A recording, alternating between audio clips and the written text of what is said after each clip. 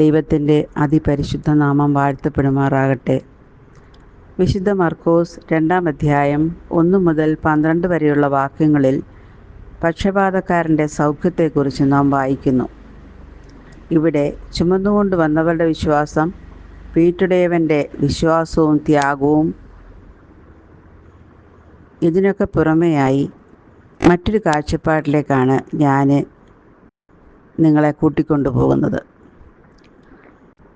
പക്ഷപാതക്കാരനെ ചുമന്നുകൊണ്ട് വന്നവർ വാതിലിൽ കൂടെ കടക്കാൻ ശ്രമിച്ചിരിക്കാം.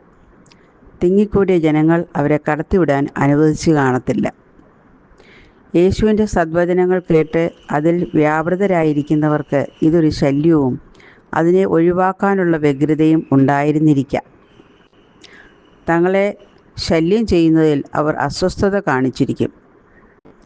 നിവൃത്തിയില്ലാത്തതിനാൽ പുരമുകൾ പൊളിച്ച് കട്ടിലിൽ താഴേക്കിറക്കി പക്ഷപാതക്കാരനെ യേശുവിൻ്റെ അടുത്ത് എത്തിക്കുന്നു.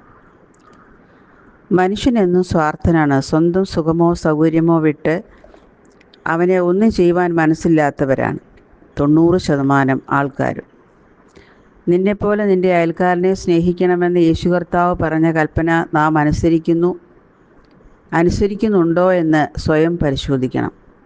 കൽപ്പനകൾ രണ്ടും നമുക്ക് കാണാപ്പാഠമാണ്. പക്ഷേ പ്രവൃത്തിപഥത്തിൽ കൊണ്ടുവരുന്നവർ എത്ര പേരുണ്ട്? അവരനെ തന്നെപ്പോലെ കരുതിയിരുന്നുവെങ്കിൽ ആ പക്ഷപാതക്കാരനെ കടത്തിക്കൊണ്ടു പോകാൻ ആ ജനക്കൂട്ടം മനസ്സ് കാണിക്കയില്ലായിരുന്നോ? ഇന്നും നാം ഓരോരുത്തരുടെയും ജീവിതത്തിലേക്ക് നോക്കിയാൽ ശരിയല്ലേ? അവരുടെ സുഖമോ സൗകര്യമോ നമ്മുടെ സ്വാർത്ഥതയ്ക്ക് മുമ്പിൽ ഒന്നുമില്ലാതെയാകുന്നു. ഒന്ന് ഒതുങ്ങി നിൽക്കുവാൻ മനസ്സുണ്ടായിരുന്നെങ്കിൽ ആ പക്ഷപാതക്കാരനെ യേശുവിൻ്റെ അടുത്തേക്ക് എത്തിക്കാമായിരുന്നു. നാം ജീവിക്കുന്നതിനോടൊപ്പം അപരനെയും ജീവിപ്പിക്കുവാൻ ഉള്ള ഒരു മനോഭാവം നമ്മളിൽ ഉണ്ടായിരുന്നെങ്കിൽ ഈ ലോക ജീവിതം എത്ര സുന്ദരം ആകുമായിരുന്നു. ത്യാഗമനോഭാവത്തോടെ ജീവിപ്പാൻ നമ്മെ ഓരോരുത്തരെയും ദൈവം ഇടയാക്കട്ടെ.